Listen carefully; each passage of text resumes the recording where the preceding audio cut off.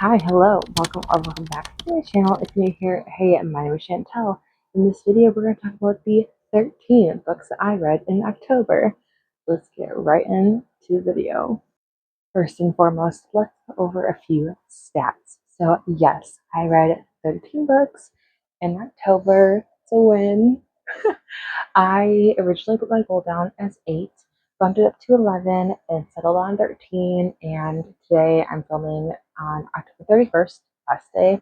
I have to go to bed in like 2 hours. I'm not going to read anything or complete anything at least in those 2 hours. So I'm just going to count it here at 13 books. We're good.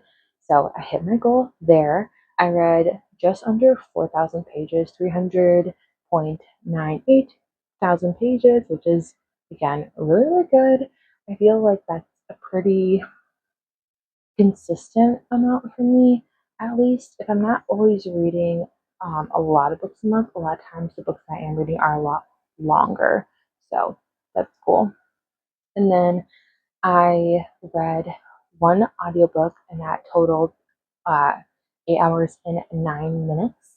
I read 3 Kindle books and 9 physical books. So we're making progress on that Project 200. If you know, you know, you should go watch that video. And then I also read every single day of this month. I haven't missed a day in almost a year of reading. So we're doing really, really good there. I just really wanted to hit that goal and see if I could do it, so that's good. And then I also, my average rating for all the books I have was 3.96 stars. So that's really, really good. I feel like that's a pretty high rating. So we had a lot of really good reads this month, and then multiple just average reads. And then I don't rate my DNFs because I don't feel like that's really that fair to. So yeah, I think I did have 3 DNFs, but I'm not really going to talk about those because I don't really think that they deserve that much breath. That might seem harsh, but that's how I feel. All right, so the first 3 books that I read this year were actually on my Kindle. This is my beautiful Kindle. She's so cute. I read Tears of Betrayal, which is by Michelle Hurd. This is the 4th book in the Saints series, so I just need one more book to complete that series, so I'm so close.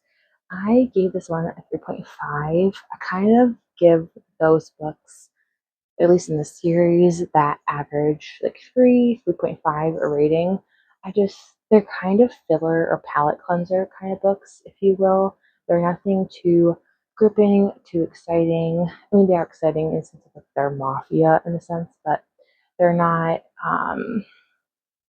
I don't know, they're not that engaging. Like they're like little palate cleansers, if you will. Just something quick that I can read in basically kind of one sitting that I can just read and like, okay, I can move on to something else. You know what I'm saying? So this one follows Dimitri and his love interest, and I liked their story. It was great. Like the ending of it was great.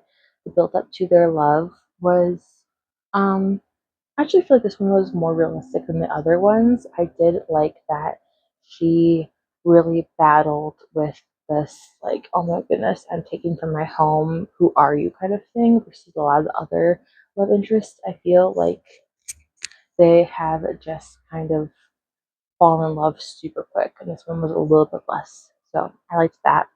And then the second one I read was Never With You. This one was by Courtney Kessel, and this one was so cute. I gave this one 5 stars.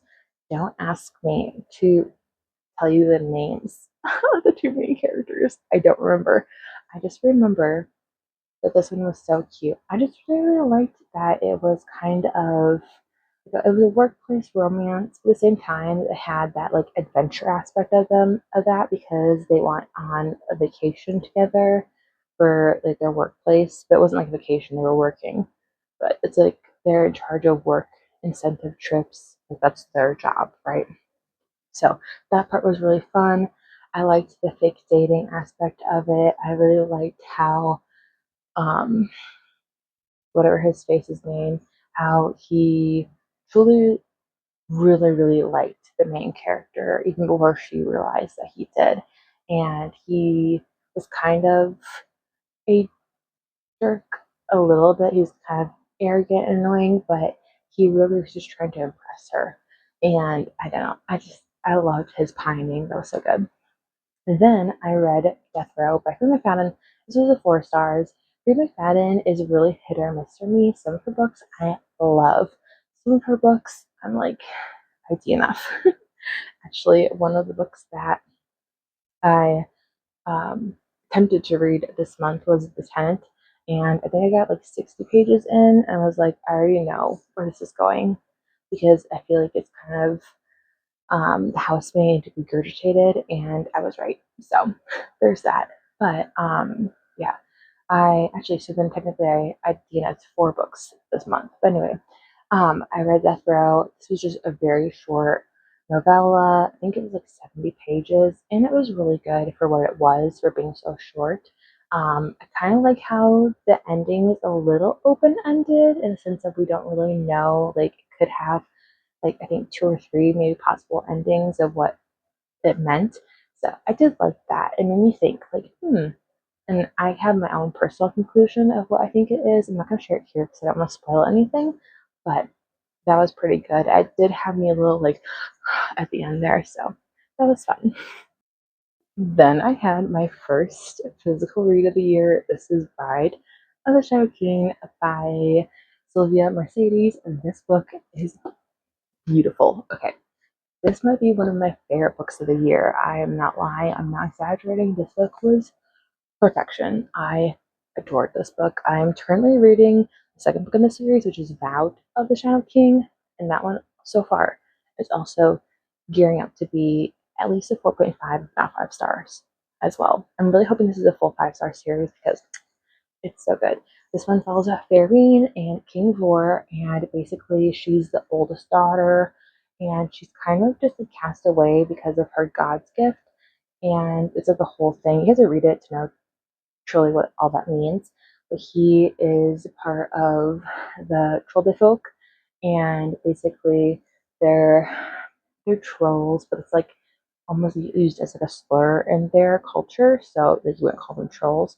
But that's kind of like what uh, mythological or mystical creature they are, right? And yeah, this series was so good. Their build up, their tension, the political aspect of this was beautiful. This was beautiful. I almost cried. That's how good it was. And I don't cry when it comes to books generally, so that means a lot. Our next read was Word D, or my next read was Word D. I gave it 4 stars. It's pretty average. I give Freema fans books like 4, sometimes 5 stars if they're really shocking, but usually like 3.5, 4 stars, which is a good rating. They don't want anyone to think that's not a good rating. That's a very good rating. This one follows Amy, yes, Amy. I thought it was an A name. And basically, she is a resident. She's going to become a doctor. She kind of is a doctor, and her ex boyfriend, and they go into this mental health unit at this hospital called Ward D, and it's like a locked at night, and they're following a doctor, and there's like one other nurse there, and there's all these patients, and they don't know, and they're kind of, like there's mental illness. Are they mentally ill? Are they not mentally ill? There's secrets. There's someone that Amy knows that might be there, might not. It is very good. I really enjoyed this one. This one I read literally in one sitting, like cover to cover, one sitting. Yeah, I read it in less than 2 hours. I just flew through this book. Mind you, it's not very long. It's 299 pages. So yeah, I flew through this book. I was like gripping it. My dad was just watching me. He's like, "You read that whole book?" I was like, "Yeah, I couldn't stop."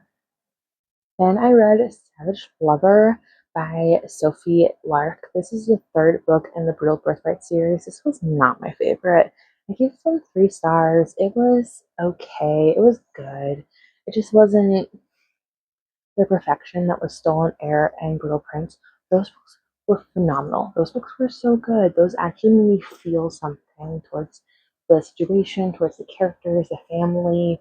the dynamics, tension, the politics, those were so good. Those are 5 stars. This was a 3 star. I could not care about Nero. I just could not get it into me to care 1 millisecond about this man. Ugh, just you know what I'm saying? Camila, baby girl, love her. She was the only saving grace in this whole entire book. The only reason I continued on is because I love her. Me, we love this woman. Okay, she is perfection. She could do no wrong. Do no wrong. I'm serious. Loved her. Everything else, didn't like it. And I picked up X's Down by Leah Dobrinska. This book, this series, let me tell you, the Fall in Love series by Leah Dobrinska was perfect. This was averaged out basically like a 4.75 star rating. The first 2 books were 5 stars. Spoiler from the other book in the series that I read this month was also a 4.5 stars, and this one was 4.5 stars. So very, very good series, very solid. This one was Rose Casper, which is the last Casper sister, and then her second chance romance with Anton Bates, who is the quarterback of the um, Green Bay River Foxes, I think was the name. It's basically like the Packers, but it's not, obviously. And he's also a prince. And yeah, so that was interesting. And she's basically his bodyguard, but like he doesn't know she's his bodyguard. He thinks she's dating her. So this was so cute. And I don't know. I love these characters. I already miss this world. Even though I live in Wisconsin, I still miss Kashmir Cove. I just want to be there. You know what I'm saying? Next book I have was A Hello Stranger by Catherine Center. This book was a 4.5. It was so, so good. I don't know what it was about Catherine Center's books, but I just eat them up. I mean, I listened to this one, so like my ears just like took in the sound. But yeah, I loved this book. I listened to it almost in one sitting. Um, I listened to like over 5 hours of it driving back home from Minnesota to Wisconsin on a little road trip I did. That long is up if you want to watch it. But yeah, I just loved this book. It was so good. My more of my thoughts are in that blog, so I'm not gonna spend tons of time here, but I loved Joe. I loved what was the main character's name? It's terrible. I already forgot. I just know Joe is his name because there's like a whole thing with him having a bowling jacket on, and his name it has Joe on it. That's how I remember. I can't think of her name. It's terrible. Anyway, I loved it. It was very good, and I can't wait to read the rom-commers in November because it's my November TBR, and I know on a different TBR, secret TBR, but I'm really excited for it. I need you to appreciate how cute all these little tabs are in this book, and then realize just how not good this book was. I only finished annotating it because I was already so much of the way through. But this book, I just did not enjoy it. I gave it 3 stars. It's kind of low 3 stars. If we're being honest, it's more of a 2.75 star. I just, I don't understand how this book is literally 389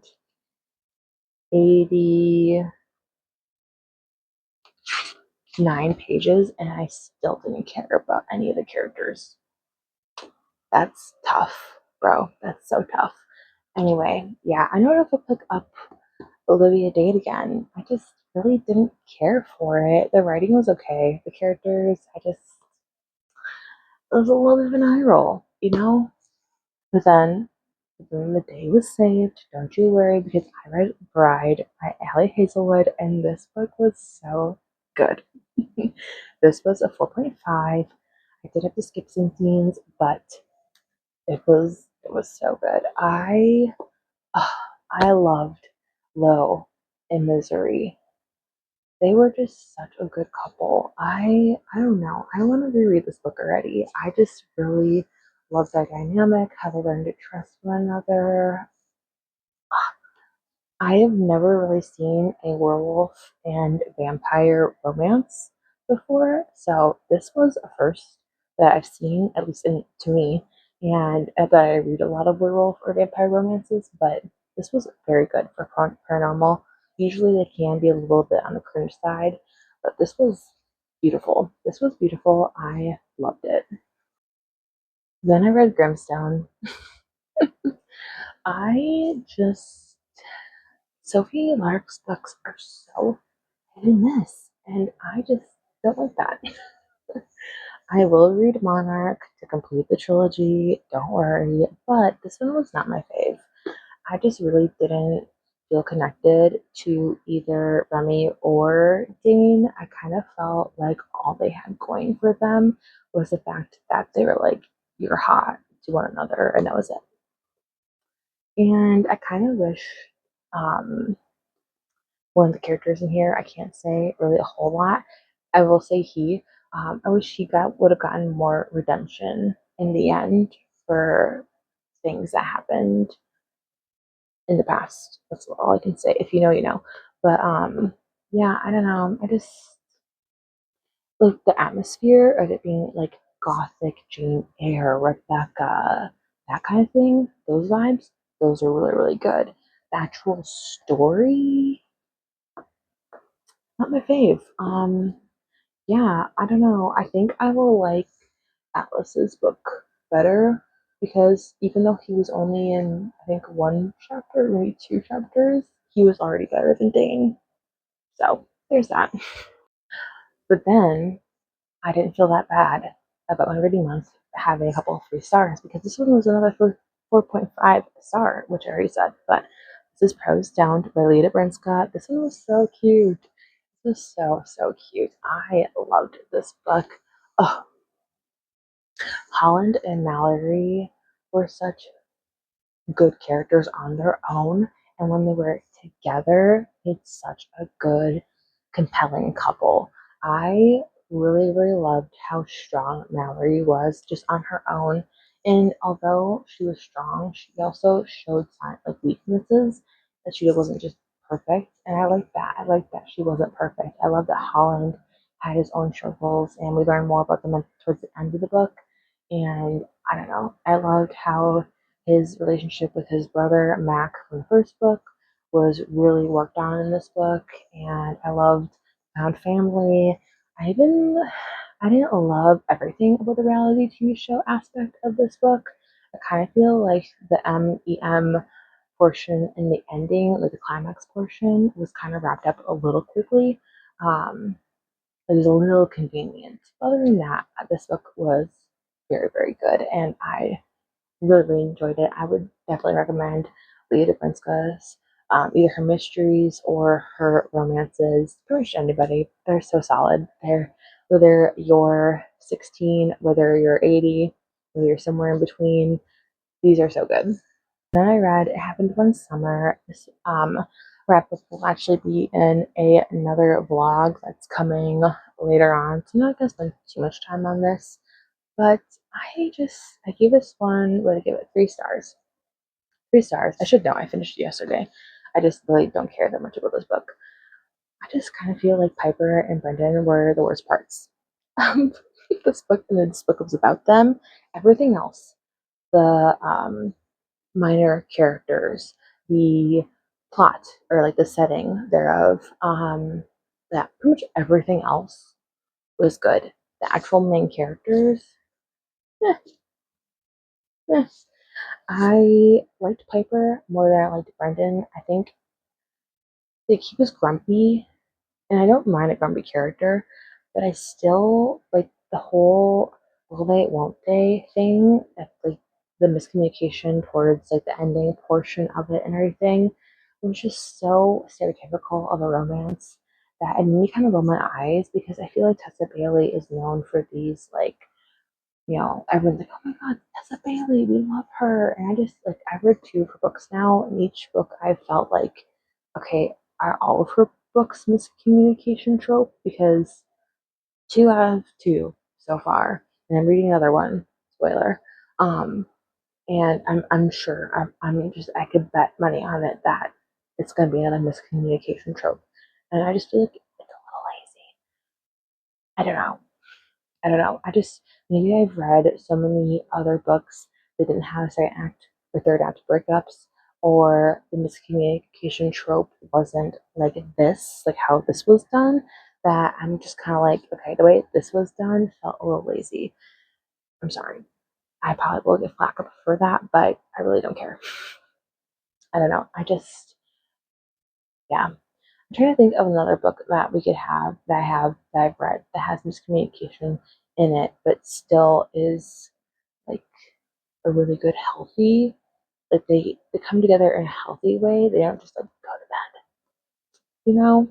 I just, I just feel like some of the dialogue was a little cringy. You know what I'm saying? And maybe I'm being harsh. I could totally be being harsh. I kind of feel like it was a little cringy.